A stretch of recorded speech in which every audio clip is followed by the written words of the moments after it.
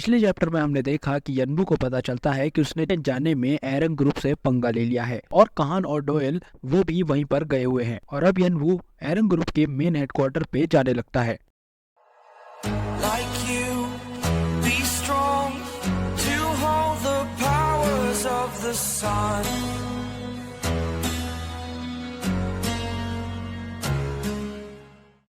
Chapter 29 हम देखते हैं ब्लॉक एफ में एरन ग्रुप का मेन हेडक्वार्टर और उसमें हम देखते हैं बिल्ड को जो कि वही हथियारों के कमरे में बैठा हुआ होता है और एक प्लेयर से पूछ रहा होता है क्या तुम्हें उसका पता चला, और वो प्लेयर बिल्ड को बताता है कि हम उसको अभी तक ढूंढ नहीं पाए हैं। आप जानते ही हैं कि ब्लॉक ही में उसने कितनी ज्यादा तबाही मचा दी थी, यानी कि वो मॉन्स्टर रश की बात कर रहा है। और बिल्ड बोलता है कि वो जहाँ भी जाता है कोई ना कोई परेशानी खड़े कर जाता है, यानी कि वो कहना चाहता है कि वो भसड़ मचा देता है और सोचने लगता है कि उसने अनजाने में 70% एरन को खत्म कर दिया है इस मॉन्स्टर रश से। मैं स्क्वाड 1 में जो नए प्लेयर्स थे उनसे मिल भी नहीं पाया जिनको अब अजूर स्वॉर्ड क्लैन में जाना था, और ऊपर से उसने स्कैवेंजर ग्रुप को पूरी तरीके से खत्म कर दिया है जो कि नया बनाया गया था, और पहले वाले ग्रुप को आरिटा ने खत्म कर दिया था और बाकी के एरन के मेंबर्स भी मारे जा चुके हैं। ये कहना गलत नहीं होगा कि इस टाइम पर ग्रुप पूरी तरीके से खत्म होने की कगार पर आ चुका है।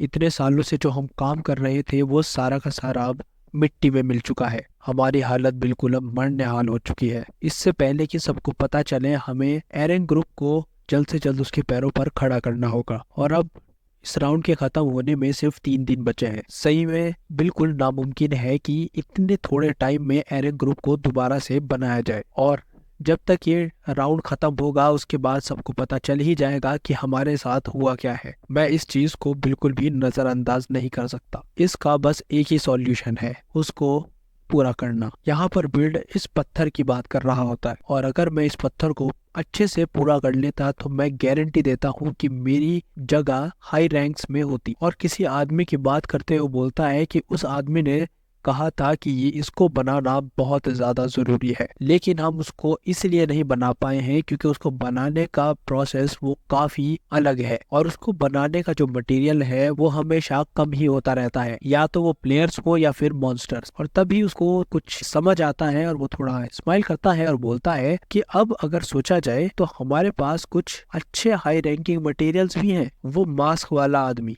मैं सोच रहा हूँ कि मैं उससे कैसे फायदा उठा सकता हूँ। तभी फील्ड के सामने जो आदमी खड़ा हुआ होता है वो बोलता है कि अब तक हम बस यही पता कर पाए हैं कि वो अब ब्लॉक एफ की तरफ आ रहा है। जिस पर फील्ड से बोलता है कि ठीक है तो जाओ और कोना कोना छान लो ब्लॉक एफ का और उसको मेरे सामने लेकर आओ। जिस पर वो लड़का बोलता है ओके सर, मैं समझ गया, और सोचने लगता है कि जो भी मेरे पास मटेरियल इस वक्त है मुझे वही इस्तेमाल करना होगा। और उसके बाद हम देखते हैं कि बिल्ड किसी तहखाने में एंटर करता है और वहां पर किसी को उसने टांग रखा है और बोलता है तो क्या हाल चाल है तुम लोगों के। और ये कोई और नहीं बल्कि काहान और डोयल होते हैं जो खून में पूरी तरीके से लथपथ होते हैं और बहुत बुरी तरीके से पिटे हुए होते हैं। और वो बोलता है हाँ तो भाई क्या हाल चाल है तुम्हारे, blood sword and foxy tell.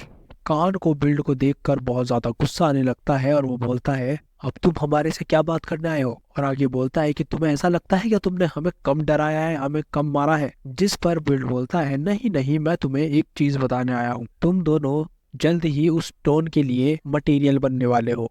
जिस पर कहान सोचता है क्या कहा, स्टोन। और उसके बाद नरेटर हमें बताता है कि एरन ग्रुप और स्कैवेंजर ग्रुप ने मिलकर लोगों को इसलिए मारा था ताकि वो कुछ एक ऐसा प्रोडक्ट बना सके एक्सपेरिमेंट करके जो आज तक इस दुनिया में एग्जिस्ट ही नहीं करता है। और आगे बिल्ड बोलता है वैसे तो हम सोच रहे थे कि तुम दोनों को धीरे धीरे पिघला कर एक मटेरियल बना के उसके बाद तुम्हारा इस्तेमाल किया जाए, लेकिन अब हमारे पास उस सब के लिए टाइम नहीं है, तो तुम किस्मत वाले हो क्योंकि तुम जल्दी ही मर जाओगे। जिस पर काहन बहुत गुस्से में बोल रहा होता है कि कमीने छोड़ दे हमें, और काहन सोच रहा होता है कि मुझे अपनी मौत से बिल्कुल भी फर्क नहीं पड़ता क्योंकि ये मेरी ही गलती थी कि मैंने सामने से आकर अटैक किया। लेकिन और डोयल की तरफ देखते हुए बोलता है कि मैं डोयल के लिए बहुत ज्यादा शर्मिंदा हूँ, ये सिर्फ मेरी गलती की वजह से यहाँ पर फंसा हुआ है। यह एक बहुत अच्छा लड़का है जिसने अपना घर छोड़ दिया और मेरे पीछे चल पड़ा, मेरे ऊपर भरोसा करके एक बड़े भाई की तरह।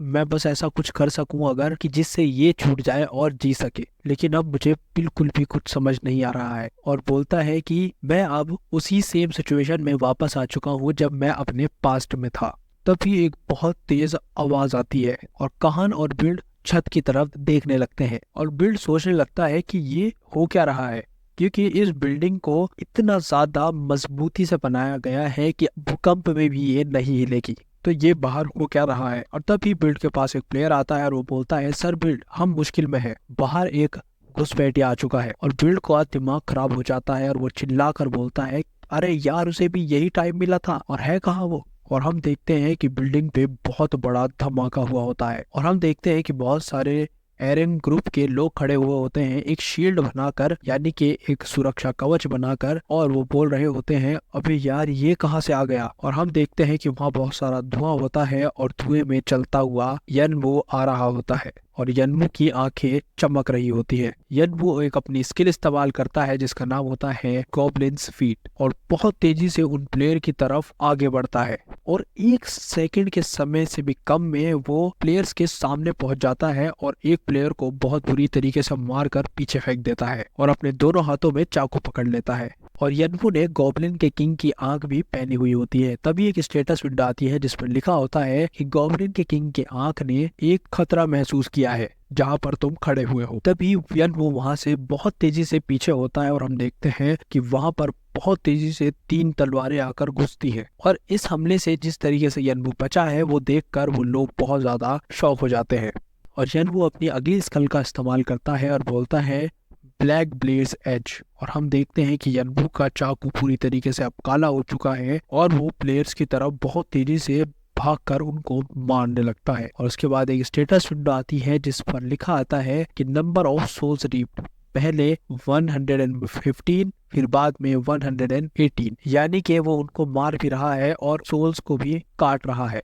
और वहाँ सारे लोग मरे पड़े हुए होते हैं और कुछ लोग जो जिंदा होते हैं वो भी अधमरी हालत में जिंदा होते हैं और बोल रहे होते हैं कि ये एक मॉन्स्टर है। और कुछ लोग वहां से भाग रहे होते हैं यनवो से बचकर। तभी यनवो अपनी स्किल का इस्तेमाल करता है जो कि ब्लेजिंग फायर है और वो ब्लैक ब्रेसलेट के साथ उसको मिला देता है और भागते हुए प्लेयर्स के पास फेंक देता है और वहां बहुत बड़ा धमाका हो जाता है जिसकी वजह से वो सारे के सारे प्लेयर्स मारे जाते हैं। और यनवो के पीछे खड़े हुए 2 प्लेयर्स ये सब देख रहे होते हैं और उससे पूरी तरीके से डर जाते हैं। यनवो उनकी तरफ देखता है और बोलता है कि अगर तुम मेरे सामने मेरे ऊपर हमला करने नहीं आओगे तो मैं हमला कर दूंगा। और उनको मारने के लिए जा ही रहा होता है तभी कोई ऊपर से बिल्डिंग पर खड़ा होकर चिल्लाता है, हिलना मत। और हम देखते हैं कि ये कोई और नहीं बल्कि बिल्ड होता है और उसके साथ कुछ और प्लेयर्स भी वहां पर खड़े हुए होते हैं। चैप्टर 30। बिल्ड को देखकर वो 2 प्लेयर वहां पर बहुत ज्यादा खुश हो जाते हैं और बोलते हैं, सर आप फाइनली आ गए, अब हम बच जाएंगे। और बिल्ड बोलता है कि तुम फिर से आ गए मास्क वाले लड़के, मैं सोच ही रहा था कि तुम जैसा चूहा अभी कहाँ छुपा बैठा होगा, लेकिन तुम्हारी हिम्मत कैसे हुई यहाँ पर आने की। और उसको बहुत ज्यादा गुस्सा आने लगता है और उसके आसपास की एनर्जी पूरी तरीके से चेंज हो जाती है और उस एनर्जी का प्रेशर यनवो को महसूस होने लगता है। और यनवो सोचने लगता है कि इस आदमी की एनर्जी तो काफी जानी पहचानी सी लग रही है, लेकिन मैं तो इससे कभी मिला ही नहीं और मुझे नहीं लगता कि मैं किसी का ऑरा भूलता हूँ। ऑरा का मतलब एक संगत की तरह सोचा जा सकता, जैसे कि किसी भी इंसान के आने पर जब हम बहुत ज्यादा खुश हो जाते हैं तो उसका ऑरा काफी अच्छा होता है और खुश मिजाज होता है। लेकिन कभी कभी कोई आदमी आता है और उसके आने की वजह से काफी माहौल डिप्रेस हो जाता है, उसका ऑरा भी डिप्रेस वाला होता है, तो इस चीज को ऑरा बोला जाता है। लेकिन तभी यनवो थोड़ा शॉक हो जाता है और उसे कुछ याद आने लगता है और वो सोचता है कि मेरे भाई के दिल में घुसी हुई थी 5 तलवारें। 3 तलवारें उनकी थी जिनको लोग किंग बोलते हैं, 1 तलवार उसके प्यार की थी और आखिरी तलवार उसकी थी जिसको जंगवो अपना दोस्त मानता था और उसका नाम था लियोनेट। मेरा छोटा भाई उस पर बहुत ज्यादा भरोसा करता था और उसे अपना एक अच्छा दोस्त मानता था और सोचता था कि वो हमेशा उसका साथ देगा, लेकिन उसके दोस्त ने उसको धोखा दे दिया, उसके दिल में तलवार घुसा दी। लियोनेट हमेशा कुछ लोगों के साथ घूमता रहता था जिसको वो अपना भाई बताता था और उसमें से एक था बिल्ड, जो मेरे भाई पर हंस रहा था जब उसके दिल में तलवार घुसाई जा रही थी और वो आदमी था बिल्ड।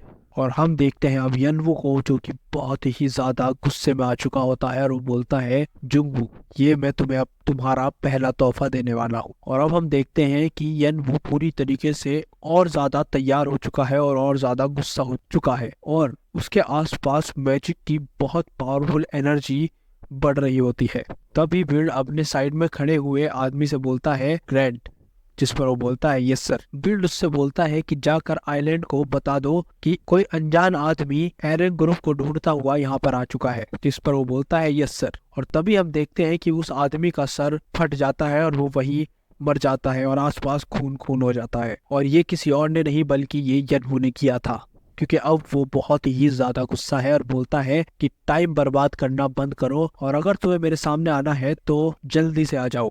और बोलता है कि भागने का तो सोचना भी मत। और बिल्ड को ये सुनकर थोड़ा गुस्सा आने लग जाता है और वो अपनी तलवार निकालते हुए बोलता है ठीक है, और दोनों हाथों में तलवार पकड़कर बोलता है कि जिस तरीके से तुम सामने के दरवाजे से आए हो, मुझे लगता है कि तुम बहुत ज्यादा कॉन्फिडेंट हो अपने आप पर। और बिल्ड अपनी पावर का इस्तेमाल करता है और जंप करता है। तभी हम देखते हैं कि वो इतना पावरफुल होता है और इतनी पावरफुली जंप करता है कि नीचे की जमीन भी टूट जाती है। और यनवू पर हमला करते हुए बोलता है मैं तुम्हें दिखाता हूँ कि मेरी पावर के सामने तुम्हारी पावर बिल्कुल बेकार है। और अपनी तलवार से यनवू पर हमला करता है और यनवू अपने चाकू से उसके हमले को रोकता है। और जैसे ही वो अपनी दूसरी तलवार से यनवू पर हमला करता है, यनवू नीचे की तरफ झुक जाता है और बहुत तेजी से अपने चाकू को ऊपर की तरफ घुमाता है और हल्का सा बिल्ड की गर्दन पर कट लग जाता है। और यनवू सोचता है कि बिल्ड अज़ुर स्वॉर्ड क्लैन में उन बेहतरीन लोगों में से है जो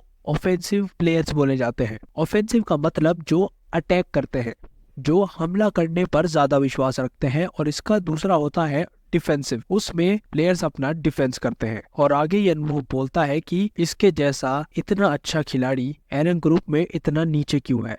और वो आगे सोचता है कि Aaron group, scavenger group, azure sword clan, human farms, build, ये सब चीजें और वो कमीना जो बिल्ड के पीछे है, ये सब एक ही कहानी का हिस्सा है। मेरे भाई के दिल में तलवार घुसाने के बाद लियोनेट ने अज़ुर स्वॉर्ड क्लैन को ज्वाइन कर लिया था एक एग्जीक्यूटिव के रूप में, यानी कि एक खास इंसान के रूप में। लेकिन फिर भी उसे अच्छा नहीं लगता था कि वो अभी भी अज़ुर स्वॉर्ड क्लैन के मेन लीडर के साथ काम नहीं कर पा रहा है, और उसके जैसा इंसान के दिमाग में कुछ ना कुछ प्लान तो चलता ही रहता है।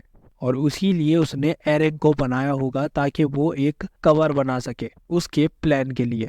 और अब मुझे सब कुछ समझ आने लग रहा है। और वो बहुत तेजी से बिल्ड पर हमला कर रहा होता है और बिल्ड उसको रोक रहा होता है।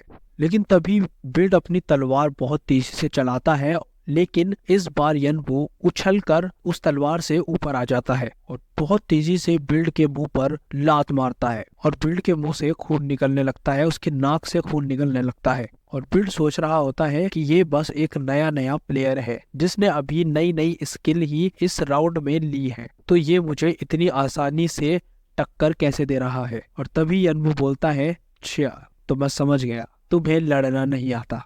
और ये सुनकर बिल्ड थोड़ा शॉक हो जाता है। और आगे यनवू बोलता है कि फिर भी तुम्हें देखकर लगता है कि तुम पास्ट में बहुत बढ़िया रहे होंगे, तुम भी क्या कमजोर हो चुके हो क्या, कमजोर कुत्तों के साथ घूम घूम कर। और बिल्ड उसको देखकर सोच रहा होता है क्या ये मेरे पास्ट के बारे में जानता है। और हम देखते हैं कि यनवू के आसपास बहुत ज्यादा एनर्जी फ्लो होने लगती है और उसको देखकर बिल्ड थोड़ा डर जाता है और बोलता है आखिर तुम हो कौन। और यनवू अपनी मैजिक की स्किल बहुत ज्यादा इस्तेमाल करता है और हम देखते हैं यनवू की आंख में बिल्ड के लिए गुस्सा, और बिल्ड यनवू को देखकर बहुत ज्यादा डर रहा होता है। और उसके बाद एक शोर होता है और हम देखते हैं बिल्ड को जिसका हाथ कटा हुआ होता है और उसने दूसरे हाथ से उस हाथ को पकड़ा हुआ होता है और यनवू उसके सामने खड़ा हुआ होता है। तभी वहां पर बहुत सारे प्लेयर्स आ जाते हैं और वो बोलते हैं कि सर बिल्ड को प्रोटेक्ट करो। यनवू अपनी स्किल का इस्तेमाल करता है ब्लैक ब्लेड्स एज, और उसको इस्तेमाल करके वो एक अपना चाकू घुमाता है और एक स्लैश जाती है जो सारे प्लेयर्स को एक साथ खत्म कर देती है। और हम देखते हैं कि वो सारे के सारे प्लेयर्स लाइन से मरे पड़े होते हैं। और ये सब देखकर बाकी सारे प्लेयर्स पूरी तरीके से डर जाते हैं और कांपने लगते हैं। बिल्ड जोर जोर से चिल्लाकर बोल रहा होता है कि इसको रोको